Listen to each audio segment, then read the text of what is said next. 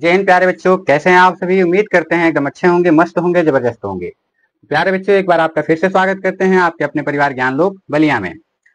तो बच्चों, जैसा कि आप लोगों को पता है कि हम लोगों ने टिश्यू पढ़ना स्टार्ट किया है और टिश्यू को कंटिन्यू करते हुए आज के वीडियो में हम टिश्यू के टाइप्स के बारे में पढ़ने वाले हैं। जो टिश्यू के 4 टाइप्स होते हैं, उन 4 टाइप्स को हम बता दें कि 4 टाइप्स कौन कौन से होते हैं।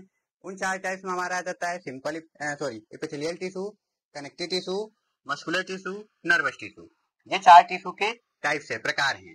इसमें हम लोगों ने स्टार्ट किया था सिंपल एपिथेलियल टिश्यू के बारे में पढ़ना, जो किसका टाइप्स है, एपिथेलियल टिश्यू का टाइप्स है। हमने एपिथेलियल टिश्यू के बारे में पढ़ा था कि जो एपिथेलियल टिश्यू हमारा होता है हमारे बॉडी की कवरिंग करने के लिए काम करता है, या फिर हमारी जो बॉडी का फ्री सरफेस होता है वहां पे लाइनिंग होता है हमारा एपिथेलियल टिश्यू। और एपिथेलियल टिश्यू के हम टाइप्स बताए थे कि एपिथेलियल टिश्यू के 2 टाइप्स होते हैं मुख्य रूप से।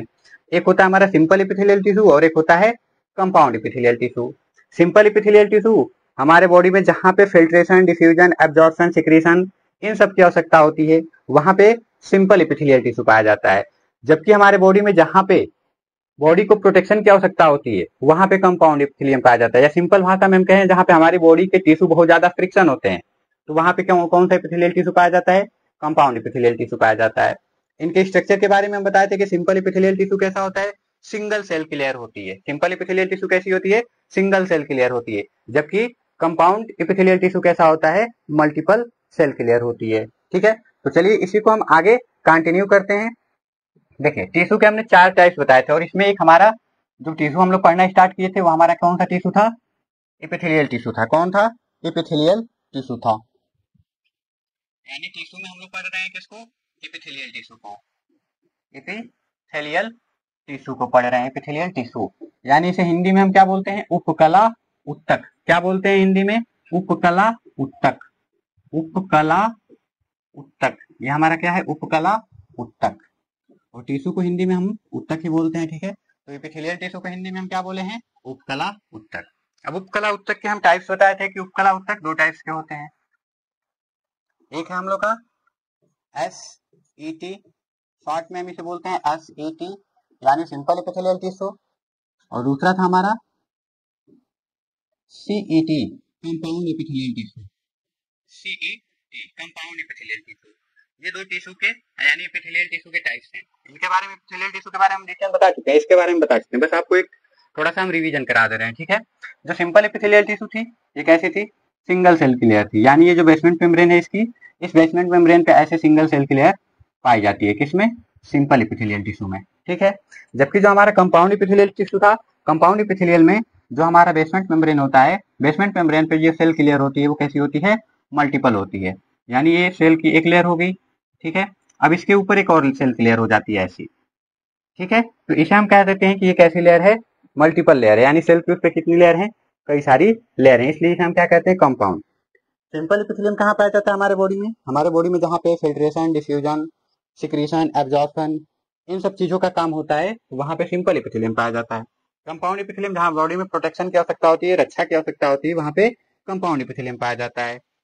देखिए, सिंपल एपिथेलियम टिश्यू के यदि हम टाइप्स की बात करें अब, तो सिंपल एपिथेलियल टिश्यू के अगेंस्ट टाइप्स होते हैं कई सारे। इनके टाइप्स को हम देखेंगे।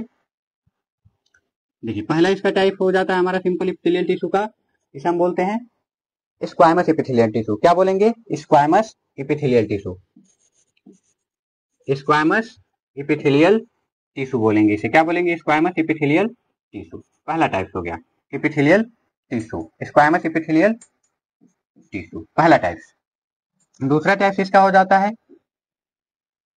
Cuboidal epithelial tissue. क्या होता है, cuboidal epithelial tissue. Cuboidal epithelial tissue, इसे हम बोलते हैं क्यूबॉइडल एपिथेलियल टिश्यू। ये दूसरा टाइप है इसका सिंपल एपिथेलियल टिश्यू का। ठीक है, तीसरा इसका टाइप हो जाता है कॉलुमनर एपिथेलियल टिश्यू। क्या होगा, columnar epithelial tissue. Columnar epithelial tissue, तीसरा इसका क्या टाइप हो गया, कॉलुमनर एपिथेलियल टिश्यू। ठीक है, और इसका नेक्स्ट टाइप क्या हो जाता है, यानी चौथा इसका टाइप हो जाएगा आपका सिलिएटेड एपिथेलियल टिश्यू। क्या होगा, ciliated epithelial tissue. Ciliated epithelial tissue, ये चौथा टाइप है इसका, सिलिएटेड एपिथेलियल टिश्यू। पांचवा इसका टाइप हो जाता है ग्लैंडुलर एपिथेलियल टिश्यू। क्या होगा, glandular epithelial tissue, glandular epithelial tissue, क्या बोलेंगे इसे हम? ग्लैंडुलर इपिथेलियल टिश्यू बोलेंगे, glandular epithelial tissue, glandular epithelial tissue. ठीक है, ये पांचवा टाइप हमारा हो जाता है ग्लैंडुलर इपिथेलियल टिश्यू। और लास्ट हमारा छठा टाइप हो जाता है जिसे हम बोलते हैं स्यूडो स्ट्रेटिफाइड इपिथेलियल टिश्यू। छठे को क्या बोलते हैं? Pseudo stratified epithelial tissue, pseudo stratified stratified epithelial tissue, pseudo stratified epithelial tissue. ये कौन सा टाइप हो गया हमारा? छठा टाइप। यानी हम कह सकते हैं कि सिंपल इपिथेलियल टिश्यू के सभी मिला के टोटल 6 टाइप्स होते हैं। ठीक है, squamous epithelial tissue, cuboidal epithelial tissue, columnar, ciliated, glandular, pseudo stratified. ठीक है, देखिए अब स्टार्ट करते हैं हम इसमें जो हमारा स्क्वामस इपिथेलियल टिश्यू है उसको स्टार्ट करते हैं। ठीक है, यानी पहला हमारा क्या है? Squamous epithelial tissue. इसके बारे में हम लोग पढ़ चुके हैं, स्क्वामस इपिथेलियल टिश्यू के बारे में भी पढ़ चुके हैं, बस थोड़ा सा यहाँ पे आपको रिवाइज करा देते हैं। ठीक है, squamous epithelial tissue, squamous epithelial tissue. ठीक है, स्क्वामस इपिथेलियल टिश्यू हमारे बॉडी में कहाँ पाया जाएगा? जहां पे हमारे बॉडी में फिल्ट्रेशन या फिर डिफ्यूजन बाउंड्री बनाना है वहां पे पाया जाएगा। यानी हम कह सकते हैं कि it provide filtration and diffusion boundaries, it provide filtration and diffusion boundary. यानी हमारे बॉडी में स्क्वामस एपिथेलियल टिश्यू का कार्य क्या है? ये डिफ्यूजन, यानी डिफ्यूजन मतलब क्या होता है? कोई सब्सटेंस एक तरफ से दूसरे तरफ चला जाए। फिल्ट्रेशन बाउंड्री का मतलब हुआ कि कोई सब्सटेंस सिर्फ एक ही दिशा में जाए, उसे हम फिल्ट्रेशन कहते हैं, छानना कहते हैं। ठीक है, जो स्क्वामस एपिथेलियल टिश्यू की सेल होती है, इसकी सेल कैसी होती है? फ्लैट सेल होती है। स्क्वामस एपिथेलियल की सेल कैसी होती है? फ्लैट सेल होती है, फ्लैट सेल होती है, यानी इसकी सेल कैसी है? चपटी है। ठीक है, यानी हम कह सकते हैं कि ये जो इसका बेसमेंट मेम्ब्रेन है, बेसमेंट मेम्ब्रेन पे इसकी सेल कैसे पड़ी हुई है? लगभग ऐसे चपटी हुई। ठीक है, इसलिए इसे हम क्या कहते हैं? स्क्वामस सिंपल एपिथेलियल टिश्यू या फिर स्क्वामस एपिथेलियल टिश्यू के नाम से हम इसे जानते हैं। ठीक है, हमारे बॉडी का जो भी आर्टरी होती है, यानी हम कहते हैं कि वेसल्स जो भी होती हैं, वहां पे सारे जगह हमारा स्क्वामस एपिथेलियल टिश्यू पाया जाता है। हमारे लंग्स में एक स्ट्रक्चर होता है जिसका नाम है एल्वोलाई, एल्वोलाई में हमारा एपिथेलियल टिश्यू पाया जाता है। एपिथेलियल टिश्यू में कौन? Squamous epithelial tissue. किडनी का एक पार्ट होता है नेफ्रॉन, नेफ्रॉन में हमारा पाया जाता है स्क्वामस एपिथेलियल टिश्यू। ये कल के वीडियो में हम बता चुके हैं। ठीक है, आगे हम स्टार्ट करेंगे आज क्यूबॉइडल एपिथेलियल टिश्यू। कौन सा पढ़ेंगे? Cuboidal epithelial tissue. ठीक है, चलिए स्टार्ट करते हैं आज हम cuboidal epithelial tissue. Cuboidal epithelial tissue यानी एपिथेलियल टिश्यू का ये दूसरा टाइप हो गया हमारा cuboidal epithelial tissue, cuboidal epithelial tissue, epithelial tissue. ठीक है, अब जो क्यूबॉइडल एपिथेलियल टिश्यू है, नाम से पता चल रहा है इसका। आगे सबसे पहले इसके स्ट्रक्चर की हम बात करें क्यूबॉइडल एपिथेलियल टिश्यू की, तो सबसे पहले इसके नाम से ही पता चल जा रहा है हमको कि इसका अगर स्ट्रक्चर होगा तो वो कैसा होगा। देखिए नाम में है इसके क्या? क्यूबॉइडल। क्या नाम में है? क्यूबॉइडल। और क्यूबॉइडल किससे बना है? क्यूब। क्यूब जानते हैं, यानी जब क्यूब आपको पता चल गया तो आपके माइंड में तुरंत एक स्ट्रक्चर आना चाहिए कि जो भी क्यूबॉइडल एपिथेलियल टिश्यू होगा वो क्यूब के शेप का होगा, क्यूब के आकार का होगा। ठीक है, यानी हम कह सकते हैं कि ये इसका स्ट्रक्चर ऐसे क्यूब जैसे होता है। ठीक है, सिंपल एपिथेलियल टिश्यू कैसा था? Sorry, squamous simple epithelial tissue कैसा था? फ्लैट था, चपटा था, जबकि क्यूबॉइडल एपिथेलियल टिश्यू कैसा है? क्यूब के आकार का है। और ये क्या होती है? इसकी बेसमेंट मेम्ब्रेन होती है। क्या है ये? बेसमेंट मेम्ब्रेन है। और बेसमेंट मेम्ब्रेन के नीचे ही एक और लेयर होती है जिसे हम कहते हैं क्या? क्या कहते हैं उसे? उसे हम देते हैं कनेक्टिव टिश्यू का नाम। क्या नाम देते हैं इसे? इसे हम नाम देते हैं कनेक्टिव टिश्यू का। और कनेक्टिव टिश्यू इसके नीचे क्यों होती है ये हम बताए हैं। तो कनेक्टिव टिश्यू इसके नीचे इसलिए होती है ताकि हमारे जो एपिथेलियल सेल्स होते हैं वहां पे वेस्कुलर सप्लाई नहीं होता है, दैट मींस ब्लड की सप्लाई वहां पे नहीं होती है। तो इस कनेक्टिव टिश्यू के माध्यम से वहां पे न्यूट्रिशन और ऑक्सीजन जो भी होता है वो पहुंचना होता है। ठीक है, देखिए तो ये टू स्ट्रक्चर आप लोग देख लिए, ये हमारी क्या है? क्यूबॉइडल एपिथेलियल टिश्यू का स्ट्रक्चर है। ठीक है, अब क्यूबॉइडल एपिथेलियल टिश्यू का हमारे बॉडी में कार्य क्या है? फंक्शन क्या करता है हमारे बॉडी में? तो इसका काम होता है सिक्रीशन और एब्जॉर्प्शन का। क्या काम करता है? सिक्रीशन का भी काम करता है, एब्जॉर्प्शन का भी काम करता है क्यूबॉइडल एपिथेलियल टिश्यू। देखिए क्या काम करेगा? Secretion secretion and absorption, absorption, ठीक है, यानी दोनों काम करेगा ये, सिक्रीशन का भी काम कर रहा है, एब्जॉर्प्शन का भी काम कर रहा है। अब हम कह सकते हैं कि हमारे बॉडी में जहां कहीं भी, चाहे वो सिक्रीशन का काम हो रहा हो, चाहे वो एब्जॉर्प्शन का काम हो रहा हो, वहां पे हमेशा क्या पाया जाएगा, क्यूबॉइडल एपिथेलियल टिश्यू पाया जाएगा। क्या पाया जाएगा, क्यूबॉइडल एपिथेलियल टिश्यू पाया जाएगा, ठीक है। अब देखिए, क्यूबॉइडल एपिथेलियल टिश्यू भी दो टाइप्स के होते हैं। अगेन यदि क्यूबॉइडल एपिथेलियल टिश्यू को हम बंटवारा करें, यानी इसको डिवाइड करें, तो ये अगेन दो टाइप्स के हो जाते हैं। अब इसके दो टाइप्स कौन कौन से हैं, तो इसके दो टाइप्स को हम देखते हैं कि इसके दो टाइप्स कौन कौन से हैं, ठीक है। देखिए, क्यूबॉइडल एपिथेलियल टिश्यू के यदि हम टाइप्स की बात करें, इसके टाइप्स, ठीक है, टाइप्स की बात करें तो इसके टाइप्स हो जाते हैं दो। पहला टाइप्स का नाम है सिंपल क्यूबॉइडल एपिथेलियम। पहले टाइप को हम क्या बोलते हैं, simple cuboidal epithelium tissue, simple cuboidal epithelial tissue, simple cuboidal epithelial tissue, क्या बोल देंगे इसे हम, सिंपल क्यूबॉइडल एपिथेलियल टिश्यू। और इसका एक दूसरा टाइप हो जाता है, तो दूसरे टाइप को हम बोल देते हैं, पहला हमारा सिंपल क्यूबॉइडल एपिथेलियल टिश्यू हो गया, दूसरा हमारा brush border cuboidal epithelial tissue हो जाता है। दूसरा क्या होगा, brush border cuboidal epithelial tissue, brush border cuboidal epithelial tissue. दूसरा क्या है, brush border cuboidal epithelial tissue, brush border cuboidal epithelial tissue, cuboidal epithelial tissue. ये दो टाइप्स हो गए हमारे किसके, क्यूबॉइडल एपिथेलियल टिश्यू के, simple cuboidal epithelial tissue, brush border cuboidal epithelial tissue. देखिए नाम में है इसके सिंपल, यानी जैसे नाम में सिंपल साधारण फील हो रहा है, वैसे भी ये स्ट्रक्चर भी इसका थोड़ा साधारण ही होता है, ठीक है। यानी हम कह सकते हैं कि सबसे पहले इसके स्ट्रक्चर की बात करें तो इसका स्ट्रक्चर कुछ इस प्रकार का होता है, ऐसे सिंपल एकदम साधारण होगा, ठीक है। किससे, किसके कंपेयर में, ब्रश बॉर्डर के कंपेयर में इसका स्ट्रक्चर एकदम साधारण होगा। इधर नीचे इसे बेसमेंट मेम्ब्रेन से क्या होगा, होल्ड होगा, और ऊपर ये क्या है, सेल्स है, किसकी, क्यूबॉइडल एपिथेलियल सेल्स की ये सेल्स है, ठीक है। तो ऐसा इसका स्ट्रक्चर दिखता है। और जब नाम में है सिंपल, तो काम भी सिंपल सा ही करता होगा। तो सिंपल सा इसका कार्य क्या हो जाता है, सिंपल सा इसका कार्य होता है कि हमारे बॉडी में जहां पे थोड़े बहुत सिक्रीशन या एब्जॉर्प्शन की आवश्यकता होती है, वहां पे ये हल्का फुल्का सिक्रीशन या फिर एब्जॉर्प्शन कर देता है, ठीक है। कौन, cuboidal, simple cuboidal epithelial tissue, हल्का फुल्का सिक्रीशन। यानी हम कह सकते हैं कि हमारे बॉडी में जहां पे लेस, कम मात्रा में लेस सिक्रीशन और एब्जॉर्प्शन की आवश्यकता होती है, लेस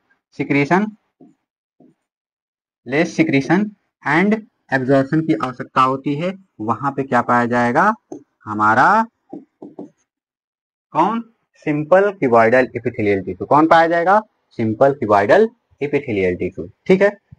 अब दूसरा हमारा आ जाता है यहाँ पे brush border cuboidal epithelial tissue. अब brush border cuboidal epithelial tissue की जब हम बात करेंगे, तो brush border cuboidal epithelial tissue, नाम में एक वर्ड आ रहा है ब्रश, और ब्रश आप लोग सभी लोग जानते हैं, ब्रश करते हैं, ठीक है।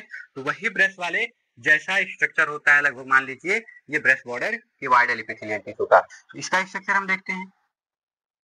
ये इसकी बेसमेंट मेम्ब्रेन है, क्या है ये, बेसमेंट मेम्ब्रेन है, और बेसमेंट मेम्ब्रेन पे ब्रश जैसा स्ट्रक्चर होता है। कैसा स्ट्रक्चर होता है, ब्रश जैसा स्ट्रक्चर होता है, ऐसे, ठीक है, ऐसे। अगर ऐसा हम छोड़ दे तो आपको ब्रश जैसा ये फील हो रहा है, ठीक है, लेकिन ऐसा होता नहीं है, ठीक है। ये पूरा होल्ड होता है, जहां तक ये बेसमेंट मेम्ब्रेन होती है, बेसमेंट मेम्ब्रेन तक पूरा ये लगा होता है, ठीक है। यानी इसके ऊपर में लाइक माइक्रोबिलाई जैसे स्ट्रक्चर होता है, इसे हम क्या नाम दे देते हैं, माइक्रोबिलाई नाम दे देंगे। क्या नाम देंगे, माइक्रोबिलाई।